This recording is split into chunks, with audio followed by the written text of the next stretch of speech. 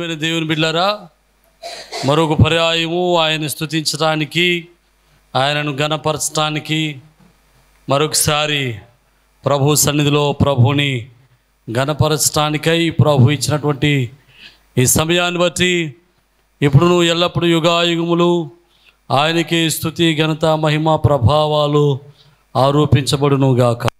దేవుని చేత ప్రేమింపబడి క్రీస్తు రక్తంలో కడగబడి క్రీస్తు కొరకై వధువు సంఘంగా సిద్ధపడుతున్న మీ అందరికీ కూడా ప్రభువైన యేసు నామములో షలోమ్. దేవుని కృపా సమాధానాలు ప్రభు మనలరకు అనుగ్రహించునుగాక. ఆమేన్.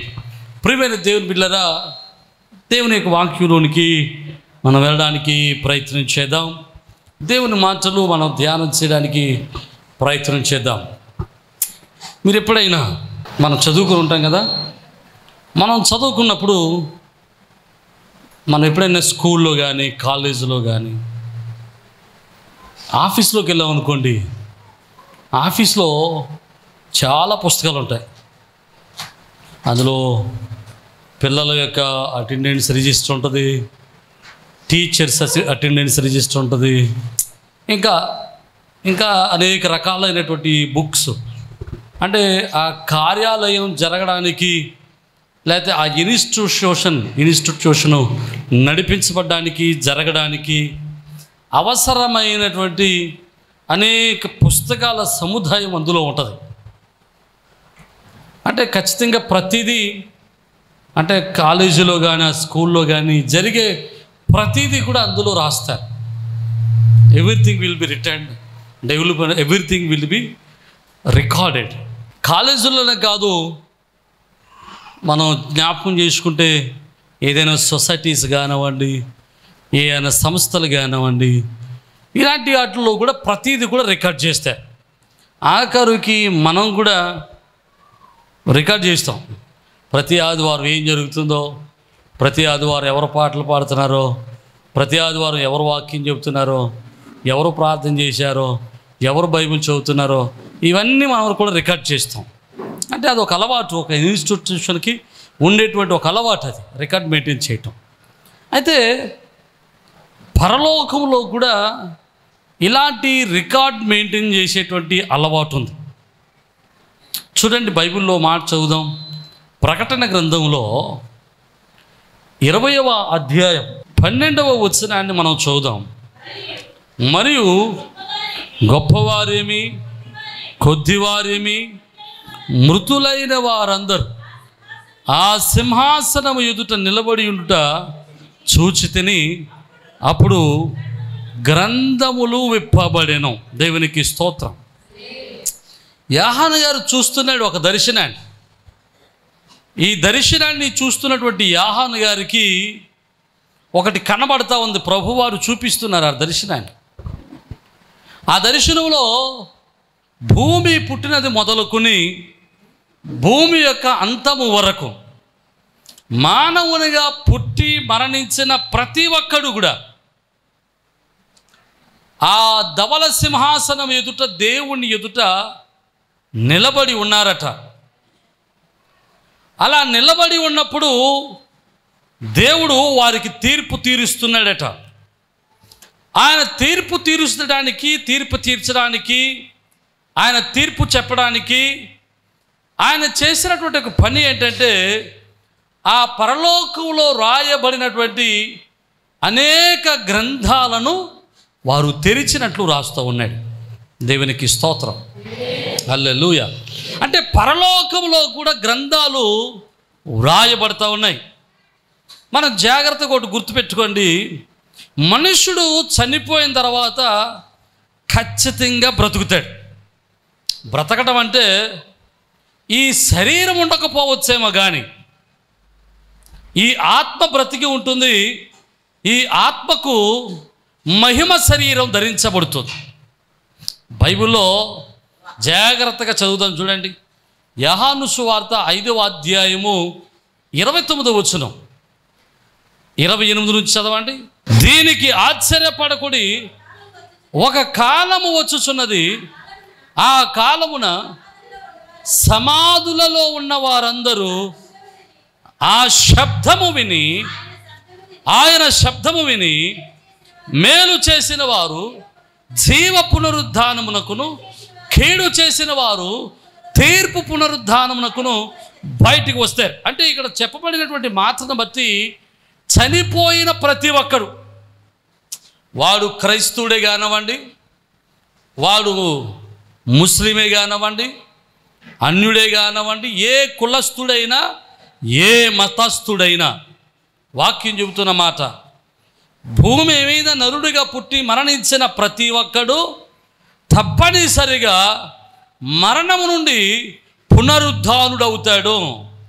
ఈ పునరుద్ధానుడైనప్పుడు ఏ శరీరాన్ని ధరించుకుంటాడంటే, బైబిల్లో చక్కటి మాట ఉంటుంది. కొరింథీయులకు రాసినటువంటి 2వ పత్రిక 5వ అధ్యాయం మొదటి 2 వచనాలు మనం చదువుదాం. చూడండి. భూమి మీద తన గుడారమైన ఈ నివాసము శిథిలమైపోయినను చేతి పని కాక దేవుని చేత కట్టబడినదియు నిత్యమైనదునైన నివాసము పరలోకమందు మనకున్నదని ఎరుగుదము. మనము దిగంబరులము కాక వస్త్రము ధరించిన వారి వలె కనబడుదుము. దేవునికి స్తోత్రం. అంటే మనుషుడు చనిపోయిన తర్వాత ఒక మహిమ శరీరాన్ని ధరించుకుంటాడు. అంటే మహిమ శరీరాన్ని కలిగి జీవిస్తాడు. మహిమ శరీరాన్ని కలిగి జీవించడం మొదలు పెడతాడు. ఆ శరీరము ఎలాగుంటుందంటే, నువ్వు ఎలాగున్నావో అలాగే ఉంటుంది. నేను ఎలాగున్నానో చనిపోయిన తర్వాత కూడా నా మహిమ శరీరము అలాగే ఉంటుంది. అప్పుడు చాలామందికి అనుమానం రావచ్చు, అయ్యా బతుకున్నప్పుడు నల్లగా ఉన్నాను, ఈ శరీరంలో నల్లగా ఉన్నాను, ఆత్మలో ఏమైనా తెల్లగా ఉంటానా కదండి. నాకు అనిపిస్తూ ఉంటుంది, నేను నల్లగా ఉన్నాను కదా, అప్పుడు ఏమైనా తెల్లగా అవుతారంటే ఏమో నాకు తెలియదు. మరి దేవుడి దాని గురించి చెప్పలేదు. దేవునికి స్తోత్రం. నల్లగుంటారో తెల్లగుంటారో, ఈ రంగులో ఉన్నారు ఆ రంగులో వస్తారో, లేకపోతే మనం అందరం కలిపి చైనాలో వల్ల కనబడతామో అమెరికా వల్ల కనబడతామో తెలియదు. మొత్తం మీద నువ్వు ఎలా ఉన్నావు అలాగే ఉంటావు. నీ స్వరూపము నీ పోలిక అక్కడ కనబడుతుంది. మానవ రీతిలోనే అక్కడ నిలబడతాం. మానవ శరీరం ఉంటుంది కానీ ఆత్మ శరీరం ఉంటుంది. ఆ శరీరానికి వస్త్రాలు ధరించబడతాయి. చనిపోయిన తర్వాత ప్రతి మనుష్యుడికి వస్త్రాలు ఇవ్వబడతాయి. దేవునికి స్తోత్రం. మళ్ళీ క్వశ్చన్ రావచ్చు, నా సైజు వాళ్ళకి ఎవరు చెప్పాడు అని. దేవునికి స్తోత్రం. ఏమో నాకు తెలియదు. సైజులు నువ్వు వెళ్ళిన తర్వాత సైజులు తీసుకునే కొడతారో, లేకపోతే బతుకుండగానే సైజులు తీసుకునే అక్కడ రెడీ చేస్తాడో బట్టలు నాకు తెలియదు. కానీ దేవుడు మాత్రం చనిపోయిన ప్రతి ఒక్కరికి వస్త్రాలు ఇస్తాడని వాక్యంలో ఉంది. అంతవరకు మనం నేర్చుకుందాం. ఇక దాని గురించి చెప్పని విషయాలు మనకు అనవసరం. అనవసరమైన సందేహాలు పెట్టుకుని అవి పనికిమాలిన సందేశాలు ఉపయోగపడేవి కాదు. దేవునికి స్తోత్రం చెబుదాం. హల్లెలూయా. అయితే నేనేమనుకుంటానంటే, ఏమో దేవదూతలు కానీ కొడతారేమో. అందుకనే బైబిల్లో నాకు ఒక మాట గుర్తొస్తుంది. చూడండి, ఆది కాండంలో 3వ అధ్యాయంలో ఆదాము అవ్వలు పాపం చేసిన తర్వాత ఒక జంతువును చంపి, చూడండి 21వ వచనం, దేవుడైన యెహోవా ఆదామునకును అతని భార్యకును చర్మపు చొక్కాయలను చేయించి వారికి తొడిగించాను. ఎవరు చేయించారు? దేవుడు చేయించారు. ఎవరు చేశారు అంటే అక్కడ ఎవడో టైలర్ ఉంటాడు కదా. అంటే వస్త్రాలు కావలసిన రీతిలో కొట్టాల్సిన ఎవడో ఉన్నట్టే కదా. అంటే ఆయన చేయించాడు కదా, ఎవరో చేత చేయించాడు. అంటే నేను అనుకుంటాను ఆయనతో పాటు దేవదూతలు వచ్చి ఉంటారు. ఆ దేవదూతలు కానీ తయారు చేసి ఉంటారు. దేవునికి స్తోత్రం. అనుకోవడంలో తప్పేం లేదు. ఎందుకంటే మనుషులకు పరిచర్య చేయడానికి దేవదూతలు దేవుడు నియమించాడట. దేవునికి స్తోత్రం చెప్పాడు. హల్లెలూయా. కాబట్టి మనకు అప్పగింపబడినటువంటి పరిచారక దూతలు వాళ్ళే ఒకవేళ మన దగ్గర కొలతలు తీసుకుని వాళ్ళే మన కొరకు ఒక తెల్లని వస్త్రం కుట్టించి పెట్టి ఉంటారు. దేవునికి స్తోత్రం. నేను వెళ్ళక మునిపే, నేను చచ్చిపోక మునిపే నా వస్త్రం అక్కడ రెడీ చేసి ఉంటారేమో, నాకు తెలియదు. దేవునికి స్తోత్రం. కానీ వాక్యం చెబుతున్న మాట మాత్రం ఏంటంటే, చనిపోయిన తర్వాత మాత్రం నీవు దిగంబరుడిగా కనబడవు, వస్త్రాలు ధరించుకున్న వాడిగా కనబడతావు. అలా వస్త్రాలు ధరించుకున్న వాడిగా ఉంటూ దేవుడి సింహాసనం ఎదుట ప్రతి ఒక్కడు నిలబడాలి. దేశములో, ప్రపంచములో, ఈ భూమి మీద మనుషులుగా పుట్టి చనిపోయిన ప్రతి ఒక్కడు కూడా దేవుని సింహాసనము ఎదుట నిలబడాల్సిన రోజు ఒకటి వస్తుంది. అలా నిలబడినప్పుడు దేవుడు వానికి తీర్పు తీరుస్తాడట. తీర్పు తీర్చడం అంటే ఏంటి? వాడు ఏం చేయాలి? తీర్పులో 2 రకాలు చెప్తాను చూడండి. మొదటి తీర్పు ఏంటంటే, వీడు పరలోకం వెళ్ళాలా, నరకానికి వెళ్ళాలా? అంటే మత్తయి సువార్త 25వ అధ్యాయంలో చెప్పినట్లుగా, నా తండ్రి చేత ఆశీర్వదింపబడిన వారలారా రండి, జగత్తు పునాది వేయకబడకుండే మీకు వరకు సిద్ధపరచబడిన నా తండ్రి రాజ్యాన్ని స్వతంత్రించుకోండి అనే గుంపులో ఉండాలో, లేకపోతే పొండి సాతానుకును వాని దూతలకు సిద్ధపరిచినటువంటి నరకాగిరిలో పడండి అనేటువంటి గుంపులో ఉండాలో తీర్పు జరుగుతుంది. అది మొదటి తీర్పు. రెండవ తీర్పు ఏంటంటే, పరలోకానికి వెళ్ళేవారు ఏ స్థాయిలో ఉండాలి, ఏ రివార్డులు ఇవ్వాలి, ఏ అవార్డులు ఇవ్వాలి, ఎవరికి ఎంత జీతం ఇవ్వాలి, ఎవరికి ఏ విధమైనటువంటి అవార్డులు ఇవ్వాలి, ఎవరికి ఏ విధమైన ప్రతిఫలం ఇవ్వాలి, ఎవరు ఏ పనులు చేశారో అవన్నీ కూడా మరొక తీర్పు పరలోకానికి వెళ్ళే వారికి ఉంటుందని నా ఉద్దేశం. దేవునికి స్తోత్రం, హల్లెలూయా.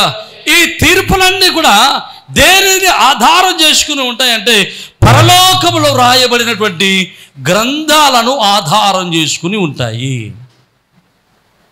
అంటే పరలోకంలో రాయబడిన గ్రంథాలు తెరవబడతా ఉన్నాయి. అక్కడ రాయబడుతున్న గ్రంథం ఒకటి కాదు, అనేక గ్రంథాలు రాయబడతా ఉన్నాయి. అనేక గ్రంథాలు తెరవబడ్డాయి. ఆ తెరవబడిన గ్రంథాలలో నుండి విషయాలను బట్టి మనుషులకు దేవుడు తీర్పు తీరుస్తున్నాడు. దేవునికి స్తోత్రం చెబుదాం, హల్లెలూయా. జాగ్రత్తగా మనం ఆలోచన చేద్దాం. అంటే పరలోకంలో రాయబడుతున్న గ్రంథాలను గురించి మనం ఒక్కసారి, అంటే అన్ని గ్రంథాల గురించి, అన్ని విషయాల గురించి మనం కొన్ని నేర్చుకోవడానికి అవకాశం లేదు, కానీ ఒక 5 గ్రంథాల గురించి నేను జ్ఞాపకం చేసి నేను ముగించడానికి ప్రయత్నం చేస్తాను. పరలోకంలో రాయబడుతున్న 5 గ్రంథాలు. అందులో మొదటి గ్రంథాన్ని మీకు జ్ఞాపకం చేస్తాను చూడండి. ఆ వచనంలోనే చిన్న మాట, తర్వాత మాట చదవండి. గ్రంథాలు విప్పబడెను, మరియు జీవ గ్రంథమును వేరొక గ్రంథము విప్పబడెను. దేవునికి స్తోత్రం. అంటే గ్రంథాలు చాలా ఉన్నాయి, అవి కాకుండా ఇంకో గ్రంథం ఏంటది?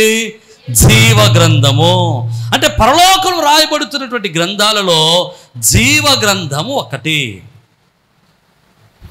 జాగ్రత్తగా వినండి. పరలోకంలో గ్రంథాలు రాయబడుతున్నాయని యోహాను ఒక్కడేగా చెప్పలేదు, దానియేలు కూడా చెప్పాడు. దానియేలు 7వ అధ్యాయం 10వ వచనంలో దానియేలు చెప్పాడు, తీర్పు తీర్చుటకై గ్రంథాలు తెరవబడెను అని. అదే మాటను యేసుక్రీస్తు ప్రభులు వారు కూడా చెప్పారు. లూకా సువార్త 10వ అధ్యాయము 20వ వచనంలో మనం చూస్తే, అయినను మీ పేరులు పరలోకమందు వ్రాయబడి ఉన్నవని మీరు సంతోషించండి అని చెప్పాడు. దేవునికి స్తోత్రం. అంటే బైబిల్లో పాత నిబంధనలో రాయబడింది, క్రొత్త నిబంధనలో రాయబడింది, సువార్తలలో క్రీస్తు ప్రభుల వారి చేత ఆ మాట నిశ్చయపరచబడింది. అంటే పరలోకంలో గ్రంథాలు రాయబడుతున్నాయి. ఆ గ్రంథాలలో మొదటి గ్రంథం ఏంటంటే జీవ గ్రంథము. ఈ జీవ గ్రంథానికి మరొక పేరు కూడా ఉంది. ఆ పేరు ఏంటంటే, చూడండి, ప్రకటన గ్రంథం 13వ అధ్యాయము 8వ వచనంలో రాసి చదివితే అంటాడు, గొర్రె పిల్ల జీవ గ్రంథం అని రాయబడుతుంది. దేవునికి స్తోత్రం. ఏ జీవ గ్రంథం అది? గొర్రె పిల్ల జీవ గ్రంథము. అసలు ఈ జీవ గ్రంథంలో ఎవరి పేర్లు రాయబడతాయి? చూడండి. కీర్తన గ్రంథము 69వ అధ్యాయము 28వ వచనాన్ని చదువుదాం. 69వ కీర్తన 28వ వచనం. జీవ గ్రంథములో నుండి వారి పేరును తుడుపు పెట్టుము, నీతిమంతుల పెట్టిలో వారి పేర్లు రాయదు. దేవునికి స్తోత్రం. జీవ గ్రంథం అంటే, జీవ గ్రంథంలో ఎవరి పేర్లు రాయబడుతున్నాయంటే నీతిమంతుల పేర్లు రాయబడతా ఉన్నాయి. నీతిమంతుల పట్టి పరలోకంలో ఉన్నటువంటి జీవ గ్రంథంలో రాయబడతా ఉంది. అంటే ఇప్పుడు మరి నీతిమంతుడు ఎవడు? నీతిమంతుడు ఎవడు? బైబిల్లో మాట చెప్తే చూడండి, రోమీలు రాసినటువంటి పత్రిక 3వ అధ్యాయము 10వ వచనంలో మనం చూస్తే అక్కడ అంటాడు, ఇందును గురించి వ్రాయబడినది ఏమనగా నీతిమంతుడు లేడు, ఒక్కడును లేడు. అది 23వ వచనంలో చూస్తే అంటాడు, ఏ భేదము లేదు, అందరూ పాపం చేసి దేవుడు అనుగ్రహించు మహిమను పొందలేకపోతున్నారు. ప్రభు యొక్క వాక్యమే చెబుతుంది, పరలోకంలో జీవగ్రంథం ఉంది, ఆ జీవగ్రంథంలో నీతిమంతుడి పేర్లు రాయబడతాయి. ఎవడు నీతిమంతుడు అంటే బైబిల్ చెబుతున్న మాట అంటే ఎవడు నీతిమంతుడు లేడు, అందరూ పాపం చేసి దేవుడు అనుగ్రహించు మహిమను కోల్పోతున్నారు అని. మరి అందరూ పాపులైతే ఎవడో నీతిమంతులు లేకపోతే, ఎవడో పరిశుద్ధులు లేకపోతే జీవగ్రంథంలో ఎవరు పేరు రాస్తాడు అంటే అక్కడ పేర్లు రాయడా అంటే మనం చెప్పడానికి నీతిమంతులు పట్టే అదా, మనకు చూపించడానికి జీవగ్రంథం ఇది? జాగ్రత్తగా వినండి. ఈ భూమి మీద నీతిమంతుడిగా తీర్చబడ్డానికి ప్రతి మనుషుడు ప్రయత్నం చేస్తున్నాడు. ప్రతి మనుషుడికి తెలిసినటువంటి ఒక ఆలోచన ఏంటో తెలుసా? ప్రతి మనుషుడికి తెలుసు నేను ఒక పాపిని. ప్రతి మనుషుడికి తెలుసు వాడు ఒక పాపి అని. నాకు తెలుసు నేను పాపిని అని. మనుషులకు వాడు పాపి అని తెలుసు కనుకనే మనుషుడు తమ పాపము నుండి ప్రాయశ్చిత్తం పొందటానికి, తమ పాపముల నుండి ప్రాయశ్చిత్తం పొంది పరిశుద్ధిగా తీర్చబడ్డానికి, పరలోక రాజ్యానికి వారసుడు అవ్వడానికి మనుషుడు అనేక ప్రయత్నాలు చేశాడు. ఆ ప్రయత్నాల్లో మనుషుడు తన పాపములు తీసివేయడానికి తనకంటే శక్తివంతుల్ని తనకు దేవుడిగా కొలవటం మొదలుపెట్టాడు. ఎందుకంటే నాకంటే శక్తివంతుడైతే నన్ను పరిశుద్ధపరుస్తాడు అని, నాకంటే శక్తివంతుడైతే నా పాపములను తీసి నన్ను పరిశుద్ధపరిచి పరలోక రాజ్యానికి చేరుస్తాడని. ఆ క్రమంలో మనుషుడు తన కడబడినటువంటి తనకంటే శక్తివంతమైనటువంటి ఆకాశాన్ని, తనకంటే శక్తివంతమైనటువంటి గాలిని, తనకంటే శక్తివంతమైనటువంటి అగ్నిని, తనకంటే శక్తివంతమైనటువంటి భూమిని, తనకంటే శక్తివంతమైనటువంటి నీరుని, లేకపోతే తనకంటే శక్తివంతమైన పంచభూతాలను, తనకంటే శక్తివంతమైనటువంటి అధికారం కలిగిన వారిని, బలము కలిగిన వారిని, జ్ఞానము కలిగిన వారిని, వీటన్నిటినీ, రాజులను అన్నిటినీ దేవుళ్ళని చేసేసాడు.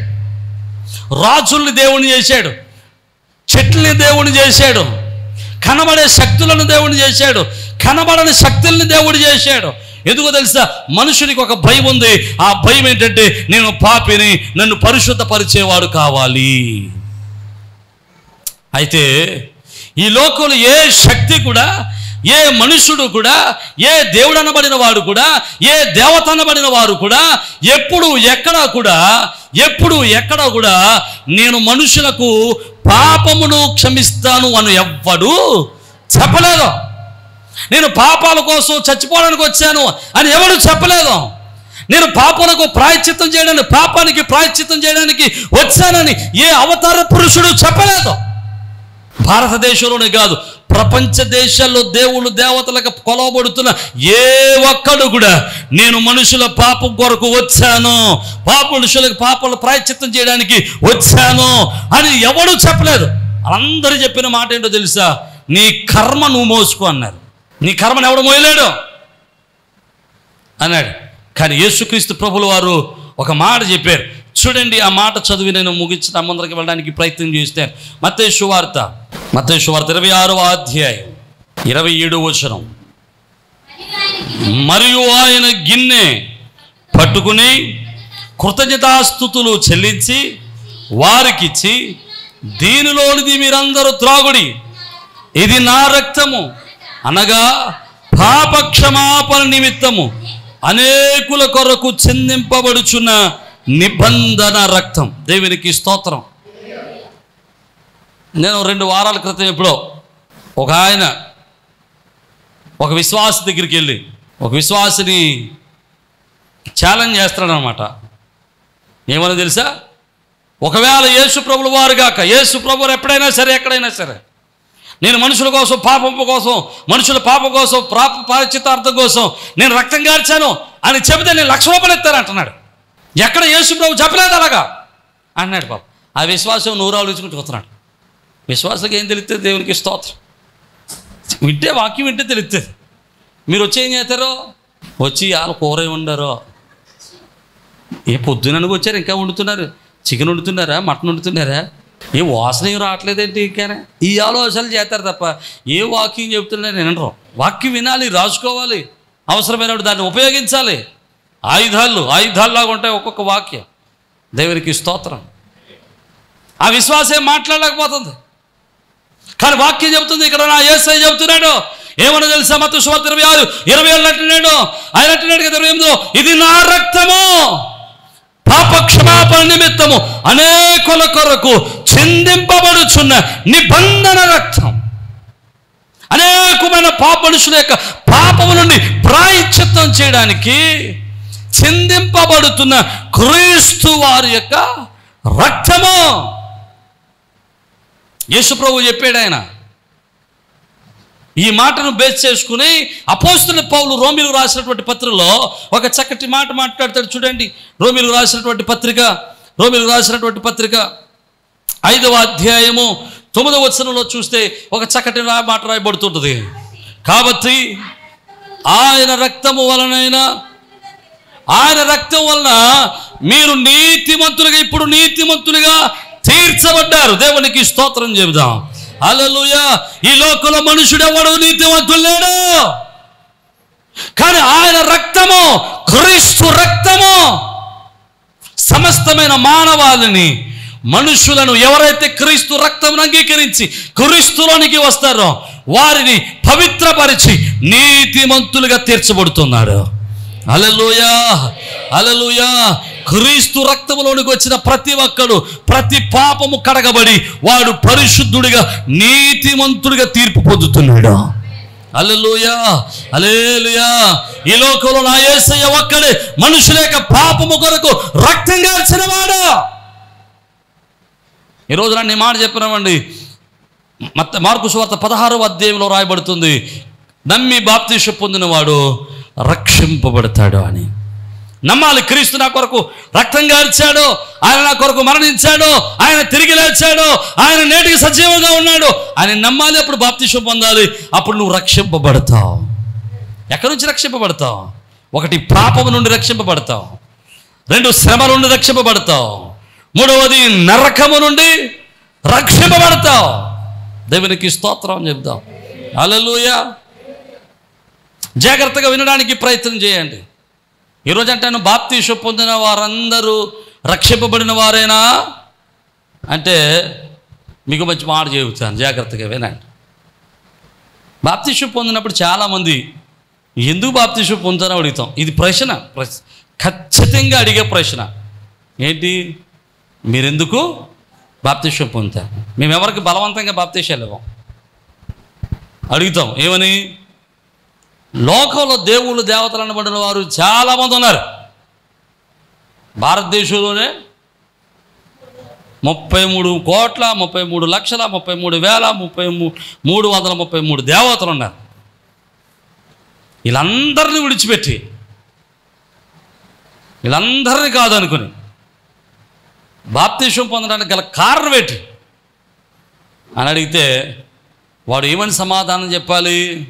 యేసే నిజమైన దేవుడని, ఆయన నా పాపము కొరకు మరణించాడని, ఆయన రక్తం ద్వారా నాకు పాప విమోచనని నేను నమ్మాను, ఆయనే దేవుడని అంగీకరించాను, అందుకే నేను బాప్తిస్మం పొందడానికి వచ్చాను అని చెప్పారు. ఈ మాట కాకుండా ఏ మాట చెప్పినా ఆ బాప్తిస్మానికి విలువ లేదు. హలో, నా మాట అర్థమవుతుందా? అంటే ఎందుకు బాప్తిస్మం పొందుతున్నావు అంటే కడుపు నొప్పి తగ్గుతుందని వచ్చాను. ఎందుకు బాప్తిస్మం పొందుతున్నావు? నువ్వు చెప్పు అంటే మా అమ్మ మొక్కుకుందండి, పెళ్ళి అవుతే మొక్కుకున్నానండి, తీరుతుంది, పిల్లలు పుడితే పుడుతాం అనుకున్నానండి. ఇలాంటి సిల్లి కారణాలు చెప్తుంటారు.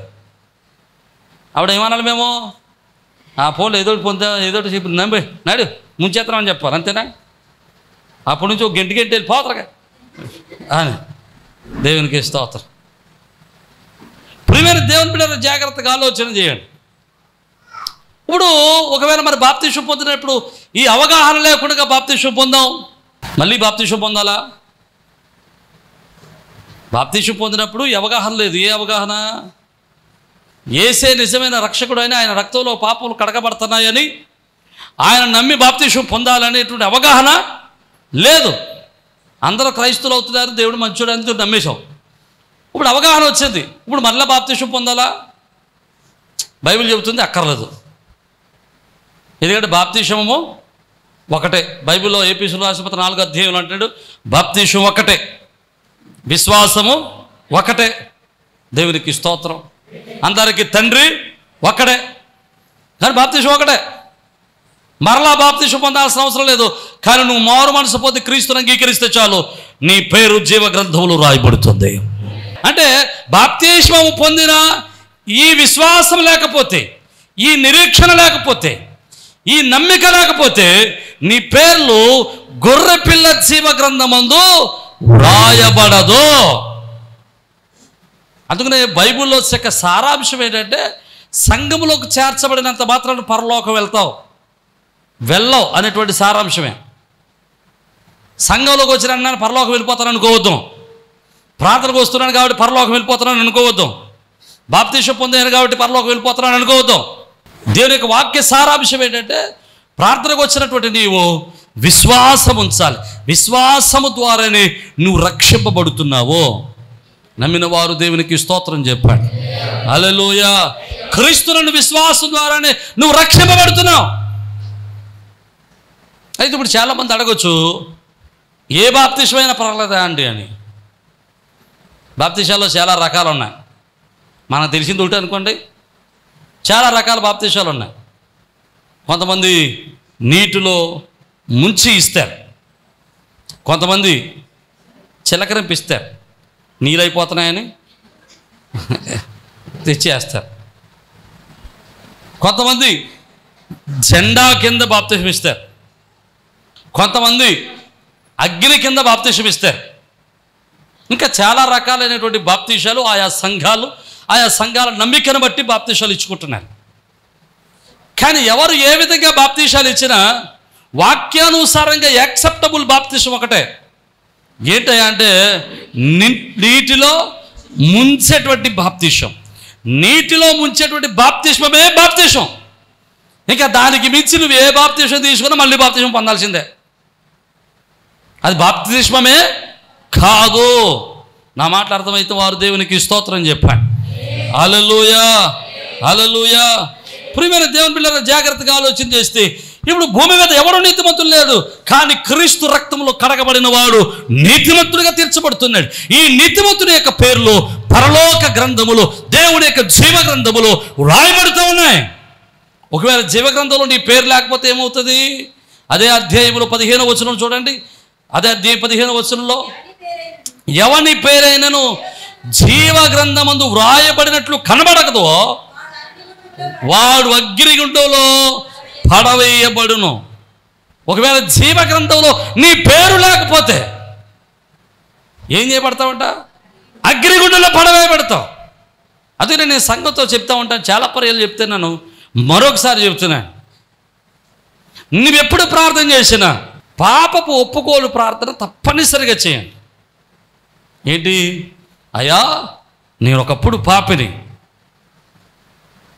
నేను క్రీస్తు రక్తము ద్వారా కడగబడ్డాను.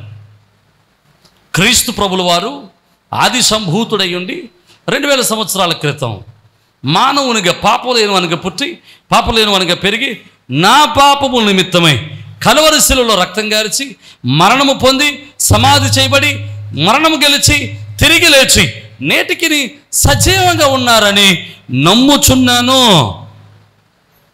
క్రీస్తు రక్తం ద్వారా నా పాపములు కడిగివేయబడ్డాయని నమ్ముచున్నాను అని తప్పనిసరిగా రోజు ఏదో ఒక సమయంలో ఈ ప్రార్థన చేయాలి. దేవునికి స్తోత్రం. హల్లెలూయా. అది నీ యొక్క రక్షణకు నిశ్చయం, నీ పాప క్షమాపణకు నిశ్చయం. ఎవరైతే ఈ గ్రంథంలో రాయబడుతూ ఉన్నారో వారు మాత్రమే పరలోకానికి వెళ్తారట. మిగతా వారందరూ ఎక్కడ పడతారు? నరకంలో పడతారు. దేవునికి స్తోత్రం. హల్లెలూయా. ఇక మనం ముందరకు వెళ్దాం. ఇక ఈ పరలోక జీవ గ్రంథంలో ఇంకెవరి పేర్లు రాయబడతాయి? జీవ గ్రంథంలో ఇంకెవరి పేర్లు రాయబడతాయంటే చూడండి, ఇంకో మాట జ్ఞాపకం చేస్తాను. ఫిలిప్పీలు రాసినటువంటి పత్రిక 4వ అధ్యాయము 3వ వచనం. అప్పుడు అవును,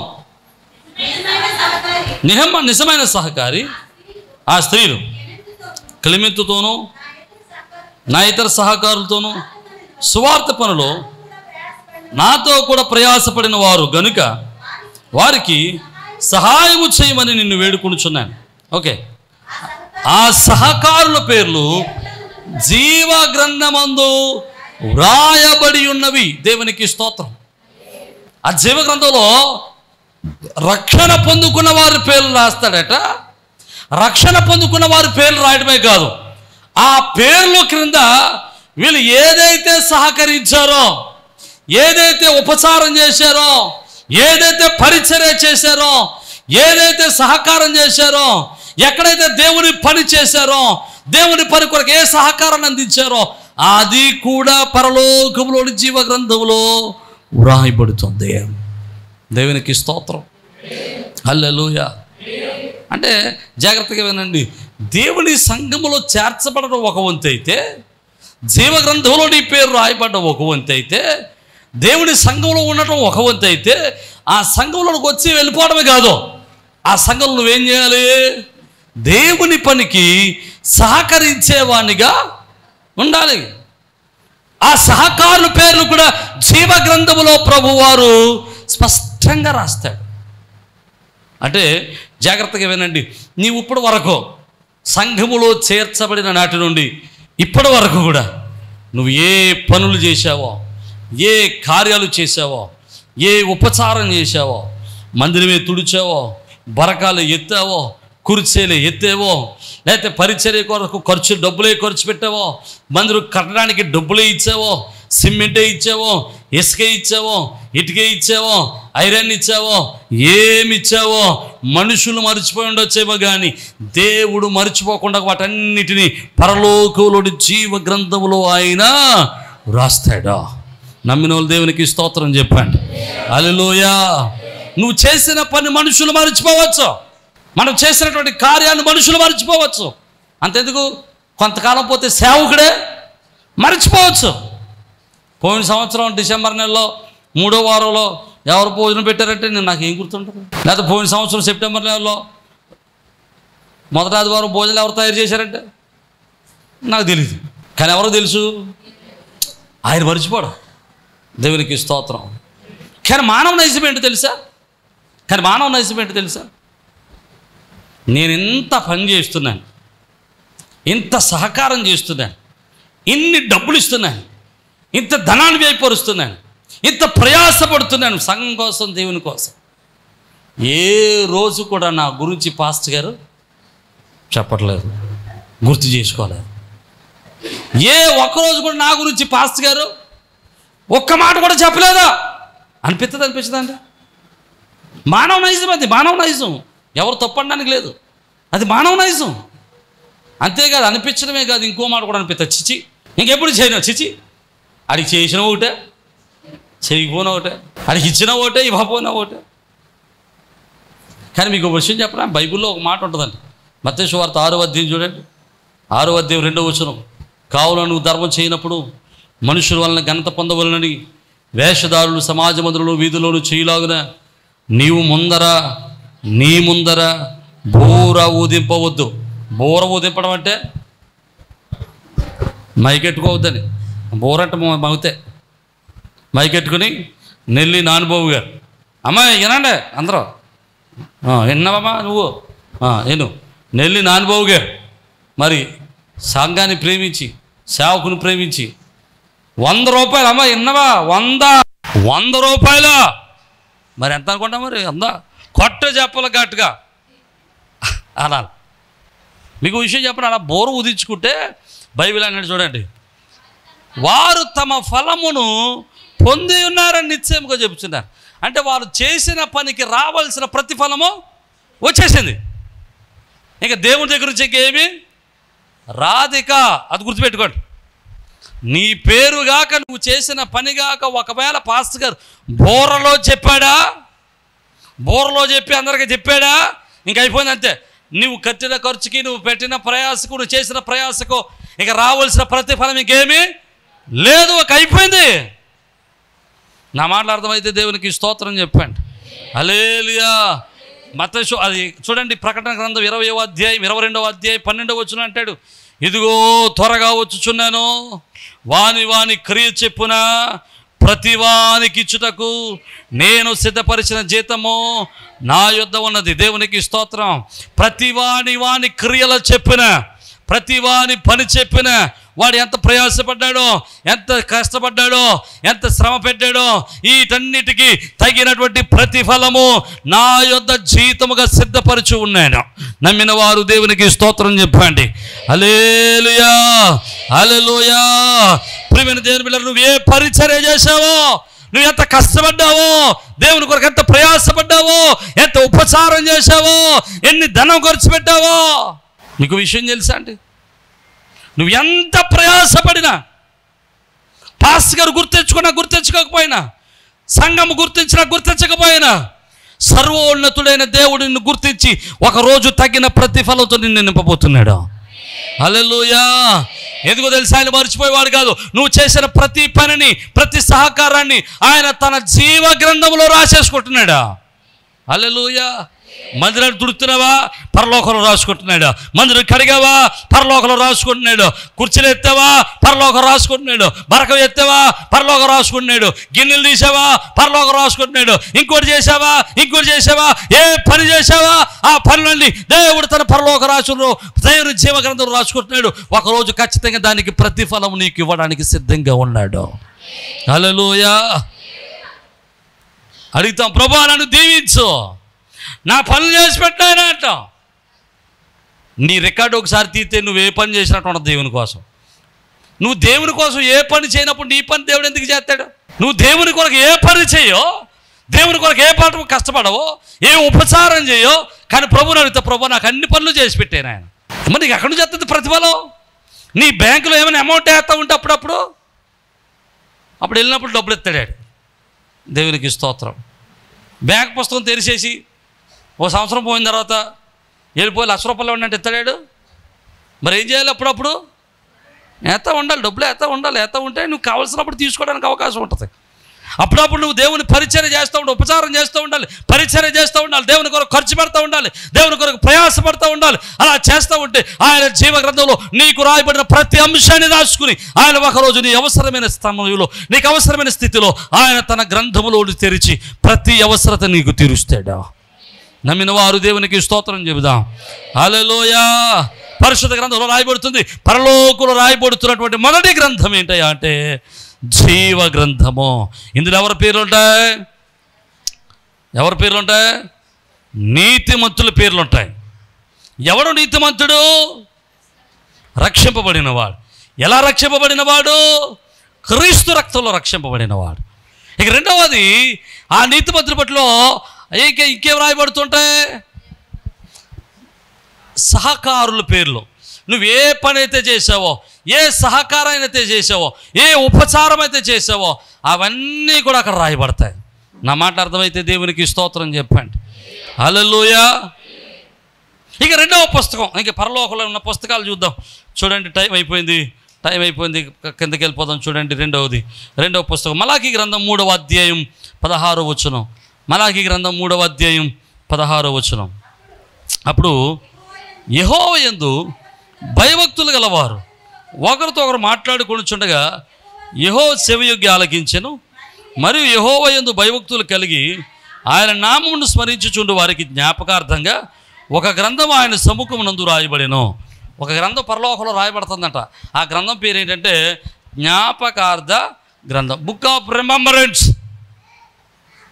ఏది జ్ఞాపకార్థంగా రాయబడుతుంది? ఆయన యందు భయభక్తులు కలిగిన వారు మాట్లాడుకోవడం, దేవుని నామాన్ని స్మరించుకోవటం, ఇవన్నీ కూడా ఆయన గ్రంథంలో రాస్తాడట. అంటే దేవుణ్ణి భక్తి కలిగినటువంటి మనందరం, విశ్వాసం ఉన్నటువంటి మనందరం మాట్లాడే ప్రతి మాట పరలోకములో దేవుడు రాస్తాడు. హలో. అందుకనే యోబు మాట అంటాడు చూడండి, యోబు గ్రంథం 31వ అధ్యాయం 30వ వచనం. నేను అలాగూ చేయలేదు, అతని ప్రాణమును నేను శపించలేదు, పాపము చేయుటకు నా నోటికి నేను చోటియ్యలేదు. పాపం చేయడానికి నా నోటికి చోటు ఇవ్వలేదు అంటాడు యోబు. కీర్తనకారుడు 39వ కీర్తన 1వ చరణం అంటాడు, నా నాలుగుతో పాపం చేయకున్నట్లు నా మార్గములను జాగ్రత్తగా చూచుకుందును, భక్తిహీను నా ఎదుటనున్నప్పుడు నా నోటికి చెక్కం ఉంచుకుందును. దేవునికి స్తోత్రం. ఎలాగంటే నా నోటికి ఏమి ఉంచుకుంటాడట? చెక్కం. నోరుని కాపాడుకుంటాడట. నోటుకు ఏదో వస్తుంది మాట్లాడ్డట. ఎందుకని మాట్లాడ్డు? మాట్లాడిన ప్రతి మాటకి దేవుడు ఒకసారి లెక్క అడుగుతాడు.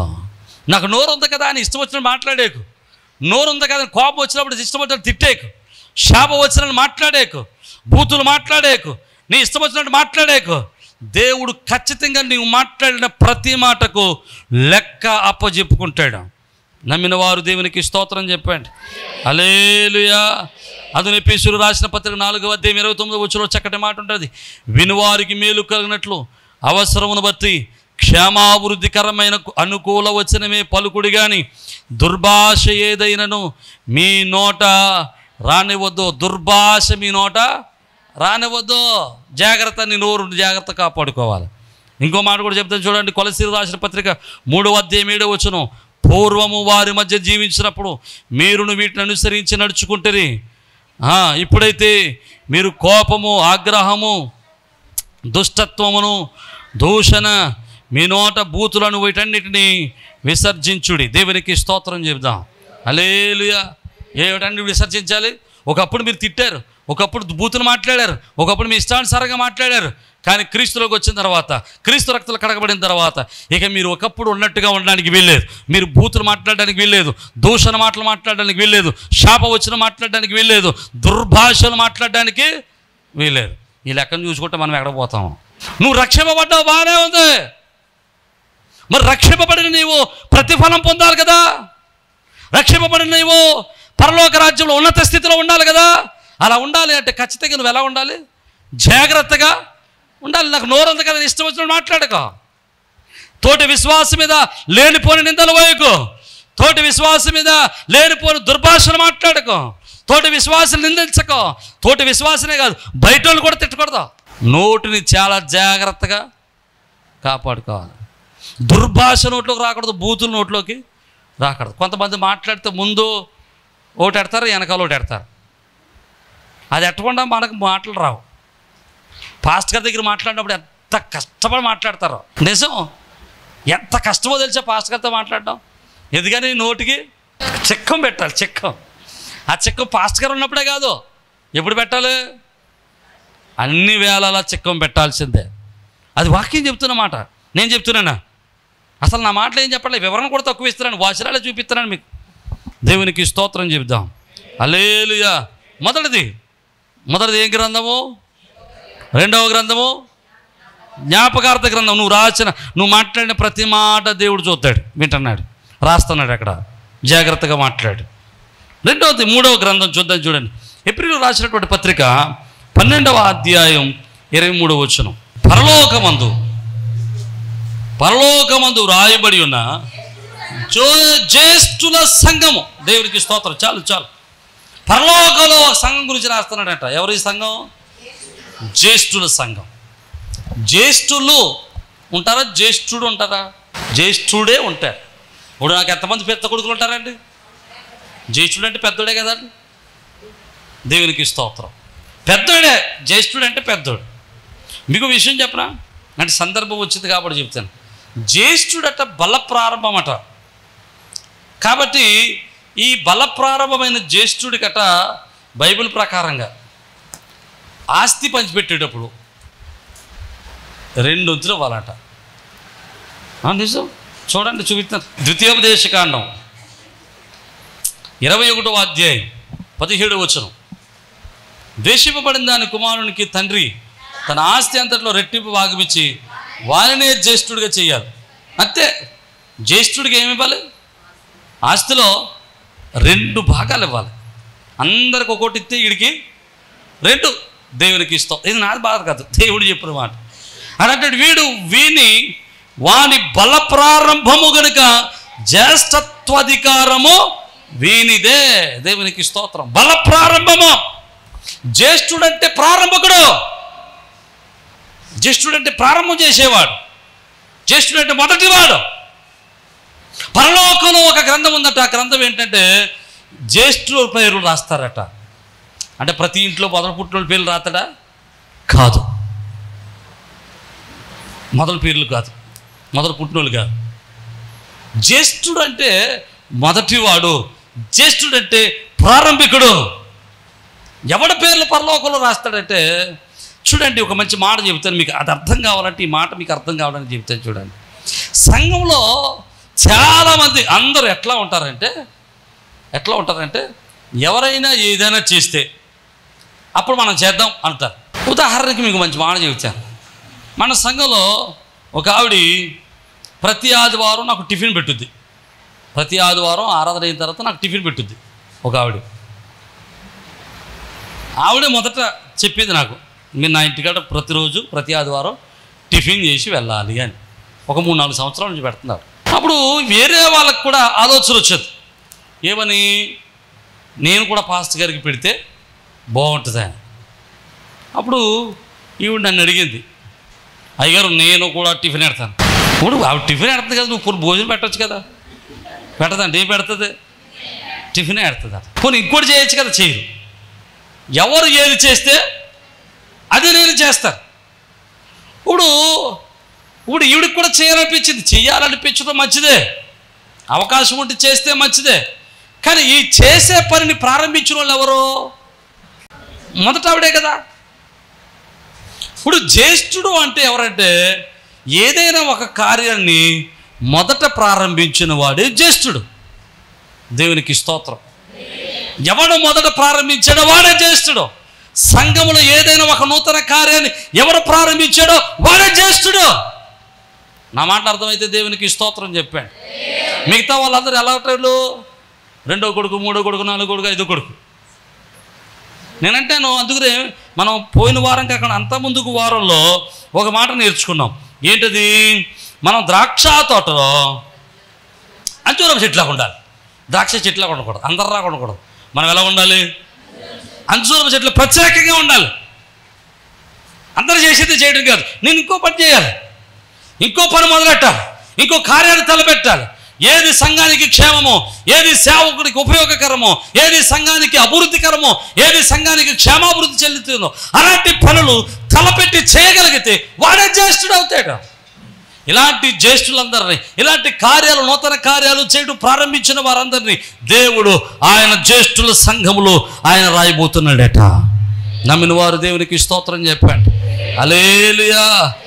ఈరోజు మీరు జ్యేష్ఠుల సంఘంలో ఎవరున్నారో నాకు తెలియదు, కానీ ఒకవేళ మీరు జ్యేష్ఠుల సంఘంలో ఉండాలంటే మీరు ఆలోచన చేసి ఒక నూతన కార్యాన్ని చేయాలి. హల్లెలూయా.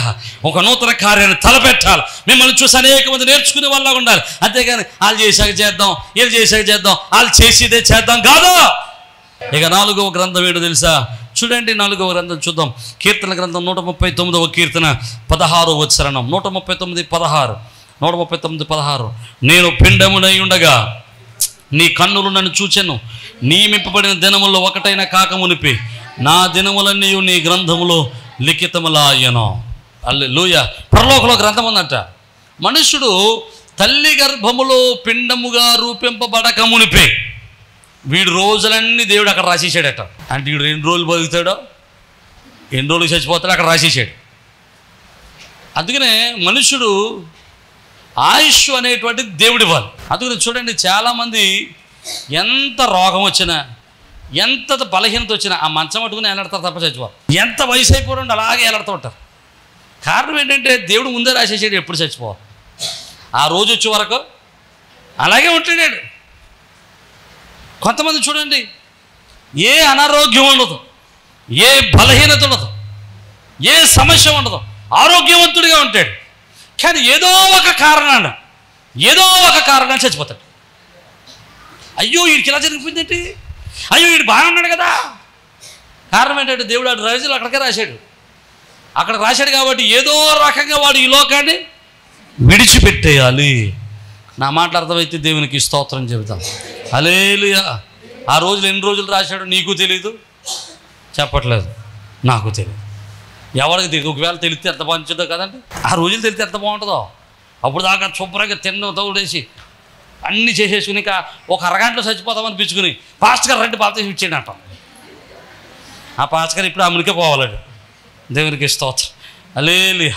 అందుకనే దేవుడు కొన్ని రహస్యంగా పెట్టాడు. ఎందుకో తెలుసా? మన ముదురులు అని. మనకంటే ఆయన ముదురు కదండి. దేవునికి స్తోత్రం. ఆయనకి తెలుసు ఆయన ఎవరిని ఎక్కడ పెట్టాలో ఆయనకన్నీ తెలుసు. జీవిత గ్రంథం ఇది. ఇక 5వ గ్రంథాన్ని మీకు జ్ఞాపకం చేస్తుంది చూడండి. 5వ గ్రంథము కీర్తన గ్రంథము 56వ కీర్తన 8వ చరణం చదువుదాం. 56:8 కీర్తన 56:8. నా సంచారములను నువ్వు లెక్కించి ఉన్నావు, నా కన్నీళ్లు నీ బుడ్డులో ఉంచబడి ఉన్నవి, అవి నీ కవిలలో కనబడును. కవిలే అంటే ఏంటి? అక్కడ 1 అంకె వేసి కింద రాశాడు చూడండి. పుస్తకం. ఎవరి పుస్తకం అది? దేవుని పుస్తకం. ఆ పుస్తకంలో ఏముంటాయట? కన్నీళ్ళు రాయబడతాయట. నా మాటలు అర్థమైతే దేవునికి స్తోత్రం చెబుదాం. మన కన్నీళ్ళు ఆయన బుడ్డులో ఉంటాయట. బుడ్డులో ఉండటమే కదా, ఆయన ఏం చేస్తాడట? దాన్ని ఆయన పుస్తకంలో రాసుకుంటాడట. ఆయన పుస్తకంలో రాస్తాడట. ఈరోజు ప్రియమైన దేవుని బిడ్డ, నువ్వు ఎక్కడ కన్నీరు గారుస్తున్నావో, ఎక్కడ బాధపడుతున్నావో నాకు తెలియదు. ఏ విషయంలో నువ్వు కన్నీరు గారుస్తూ ఇబ్బంది పడుతున్నావో నాకు తెలియదు. కానీ గుర్తుపెట్టుకోండి ఒకటి విషయం, నీ ప్రతి కన్నీటి బొట్టు ఆయన తన పుస్తకంలో రాసుకుంటున్నాడు. హల్లెలూయా. హిజ్కియా ప్రార్థన చేశాడు. ఏమని? ప్రభువా నన్ను క్షమించు, నన్ను మన్నించు అని గోడ వైపు తిరిగి తన ఇంటిని చక్కబెట్టుకోవడం మొదలెట్టాడు. ప్రభువారు యెషయాను పంపించి యెషయా ద్వారా ఏమని మాట్లాడో తెలుసా? నీవు కన్నీరు విడుచుట నేను చూచితేనే. దేవునికి స్తోత్రం. నీ కన్నీరు నేను చూశానయ్యా. అతను కన్నీరు చూచి దేవుడు అతని ఆయుష్ని ఏం చేశాడు? 15 సంవత్సరాలు పెంచాడు. నమ్మిన వారు దేవునికి స్తోత్రం చెప్పాడు. హల్లెలూయా. అంతేకాదు దావీదు భక్తుడు అంటాడు, నేను కన్నీరు విడవగా నా పరుపు తేలి వెళ్ళిపోతుంది అంటాడు. పరుపు తేలే అంత కన్నీరు గార్చాడట దావీదు. అంతేకాదు యేసు ప్రభుల వారు కూడా కన్నీరు గార్చాడు. ఆయన యేసు కన్నీరు కార్చాను అని రాయబడుతుంది. ఈరోజు జాగ్రత్తగా గుర్తుపెట్టుకోనండి. నువ్వు కారుస్తున్న ప్రతి కన్నీరు, నువ్వు పెడుతున్న ప్రతి కన్నీరు నా యేసయ్య చూస్తున్నాడు. ఒకరోజు ఖచ్చితంగా ఆ కన్నీటికి తగిన ప్రతిఫలం నువ్వు పొందుకుంటావు. నువ్వు కారుస్తున్న ప్రతి కన్నీరు ఆయన పుస్తకంలో రాయబడుతూ ఉంది. ఆయన మర్చిపోయేది కాదు. ఒకరోజు ఆయన పుస్తకంలో నీ కన్నీరు చూచి నువ్వు అడిగిన దానిని ఉన్నతమైన రీతిలో నీకు అనుగ్రహింపబోతున్నాడు. నీ కన్నీటిని నాట్యంగా మార్చబోతున్నాడు. నీ దుఃఖాన్ని నాట్యంగా మార్చబోతున్నాడు. నీ కన్నీటి బాష్ప బిందువులన్నిటినీ ఆయన ఒకరోజు తుడిచివేయబోతున్నాడు. హల్లెలూయా. నీ శ్రమలన్నిటిని తొలగించబోతున్నాడు. నీ కన్నీటిని తొడవబోతున్నాడు. నీ బాధలు తొలగించబోతున్నాడు. నిన్ను బలపరచబోతున్నాడు. నిన్ను స్థిరపరచబోతున్నాడు. నిన్ను నడిపించబోతున్నాడు. నిన్ను నాట్యముగా మార్చబోతున్నాడు. హల్లెలూయా. హల్లెలూయా. బాధపడద్దు, దిగులు పడద్దు, వేదన చెందద్దు. నీ ప్రతి కన్నీటి బొట్టు దేవుని పుస్తకంలో రాయబడతా ఉంది. హల్లెలూయా. 5 గ్రంథాల గురించి మనం నేర్చుకున్నాం. 1 జీవ గ్రంథము, 2వది జ్ఞాపకర్త గ్రంథము, 3వది జ్యేష్ఠుల గ్రంథము, 4వది జీవిత గ్రంథం, 5వది కన్నీటి గ్రంథం. దేవునికి స్తోత్రం. ఈ 5 గ్రంథాలు పరలోకంలో ఉన్నాయట. ఆ గ్రంథాలు ఆయన తెరిచినప్పుడు తగిన తీర్పు మన కొరకు తీర్చబోతున్నాడు. హల్లెలూయా. దాని అర్థం ఏంటో తెలుసా? ఆయన ఏ విషయాన్ని మరిచిపోడు. ఏ విషయాన్ని మర్చిపోడు ఆయన. నువ్వు చేసిన ప్రతి విషయం ఆయన దగ్గర ఉంటుంది, రికార్డెడ్గా ఉంటుంది. హల్లెలూయా. కనుక జాగ్రత్తగా బ్రతుకుదాం, దేవునికి ఇష్టలుగా బ్రతుకుదాం, దేవుని కృపను పొందుకుందాం. అటువంటి కృప ప్రభు మనందరికీ దయచేయునుగాక. తల వంచండి, చిన్న ప్రార్థన చేద్దాం. ఒకసారి వాక్యాన్ని వినినటువంటి వాక్యాన్ని మదిలో తలంచుకుంటూ, హృదయంలో తలపోసుకుంటూ, నీ పేర్లు జీవ గ్రంథంలో ఉన్నాయో లేవో ఒకసారి గమనించుకో. నీ పేరు జీవ గ్రంథంలో రాయబడిందో లేదో ఒకసారి గమనించు. నువ్వు బాప్తిస్మం ఎలా పొందావో ఒకసారి గమనించు. మారు మనసు పొంది బాప్తిస్మం పొందావా? లేదా ఏదో అవసరాల కోసం బాప్తిస్మం పొందావా? ఒకవేళ నీ బాప్తిస్మం పాపక్షమాపణ నిమిత్తమై పాపక్షమాపణ పొంది మారు మనసు పొందకుండా నువ్వు బాప్తిస్మం పొందుంటే ఇదే అనుకూల సమయం. ఇప్పుడైనా మారు మనసు పొందు. ఇప్పుడైనా క్రీస్తు రక్షకునికి అంగీకరించు. ఇప్పుడైనా క్రీస్తు రక్తంలో కడగబడు. ఇప్పటి వరకు ఏ సహకారం చేయలేదేమో దేవుని పనిలో. ఇప్పటి వరకు దేవుని పనులు ఎందులోనూ సహకారంగా ఉండలేకపోయావేమో. ఇప్పటి నుంచి ఒక తీర్మానం తీసుకో. అయా నా పేరు ఒట్టిగా ఉండడానికి లేదయ్యా, జీవ గ్రంథంలో నా పేరు వెనకాల అనేక విషయాలు రాయబడాలి. నేను చేసిన అనేక పనుల గురించి రాయబడాలి అయ్యా. నేను చేసిన ప్రతి పని గురించి రాయబడాలి. నీ కొరకు ప్రయాసపడతానయ్యా, నీ కొరకు సహకరిస్తానయ్యా, సేవకును బలపరుస్తానయ్యా, సేవలో సహకరిస్తానయ్యా. ఒక తీర్మానం తీసుకో. నువ్వు మాట్లాడే మాటలు ప్రభువు రాస్తూ ఉన్నాడు, జాగ్రత్త. ఇప్పుడు కొన్ని ఇష్టానుసారంగా మాట్లాడేవేమో, ఇప్పుడైనా ఒక తీర్మానం తీసుకో. ఇక నుండి ప్రభు నా ఇష్టానుసారంగా మాట్లాడు, జాగ్రత్తగా మాట్లాడుతాను ఆయన, నోటికి నాయన చిక్కం పెట్టుకుంటాను ప్రభువా. ప్రార్థన చేద్దాం. ఇప్పటి వరకు అందరూ చేసేదే నేను చేస్తున్నాను. ఇక నుండి ఎలా కాదు నాయన, సంఘంలో ఎవడూ చేయని కార్యం నేను చేస్తాను. నన్ను చూసి అనేక మంది నేర్చుకునేటట్టు ఉంటాను నాయన. నన్ను చూసి అనేక మంది అయ్యా నన్ను వెంబడించేవాడిగా ఉంటాను నాయన. ఈరోజు ఒక తీర్మానం తీసుకుని ప్రార్థన చేద్దాం. ప్రభు అంటున్నాడు, పరలోకంలో కన్నీటి గ్రంథం రాయబడుతుంది. నువ్వు కార్చిన ప్రతి కన్నీరు ఆయన తన గ్రంథంలో రాస్తూ ఉన్నాడు. ప్రార్థన చేద్దాం. పరిశుద్ధుడు, కృపగలిగిన తండ్రి, సేవాధిపతి అయా, నీ బిడ్డల యొక్క పేర్లు జీవ గ్రంథంలో ఉన్నాయని మేము నమ్ముతున్నాం అయా. యువతని మా పేర్లు ఉన్నాయని మేము నమ్ముతున్నాం అయా. యువతని మమ్మల్ని అయా పరలోక రాజ్యానికి వారసులు చేస్తున్నారని మేము నమ్ముతున్నాం అయా. యువతని నీ సన్నిధిలో అయా మా కన్నీరు కూడా నువ్వు చూస్తున్నావు నాయన అయా. నీ బిడ్డల కొరకు విజ్ఞాపం చేస్తున్నావు. ఎవరు ఏ కన్నీటితో ఇక్కడ ఉన్నారో నాకు తెలియదు, కానీ వారి కన్నీరంతా నువ్వు చూస్తున్నావు. వారి కన్నీలో ఉన్న ప్రతి బాష్ప బిందువును మీరు తుడిచివేయబోతున్నావు నాయన. నీ కృపచేత వారిని నింపబోతున్నందుకు నీకు స్తోత్ర. నీ సమాధానకరం జరిగిస్తున్నందుకు నీకు స్తోత్ర. విశ్వాసమందు బలపరిశోధన లయపరచాలి. నీ అద్భుత కార్యం జరిగించి విశ్వాసమందు నడిపించమని ఘనత, మహిమ, ప్రభావాలు మీకు ఆరోపిస్తూ యేసు పరిశుద్ధ నామం బట్టి స్తుతించి వేడుకొనుచున్నాము మా పరమ తండ్రి. ఆమేన్. అందరికీ షలోమ్.